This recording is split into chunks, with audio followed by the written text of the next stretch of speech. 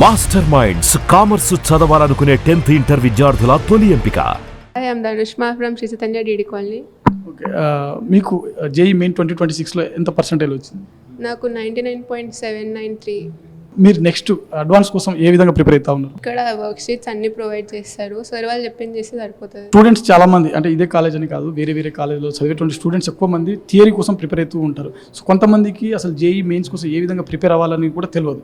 So అలాంటి students JEE mains కోసం ఏ విధంగా స్టార్ట్ చేస్తే బాగుంటుంది? ఫస్ట్ ఒక ఫౌండేషన్ కంపల్సరీ ఉండాలి. జేఈ మెయిన్స్ కోసం ప్రత్యేకంగా ఏమైనా టెస్టులు రాయడము అంటే మార్క్ టెస్టులు ఏమైనా అటెంప్ట్ చేస్తూ ఉండేవారా?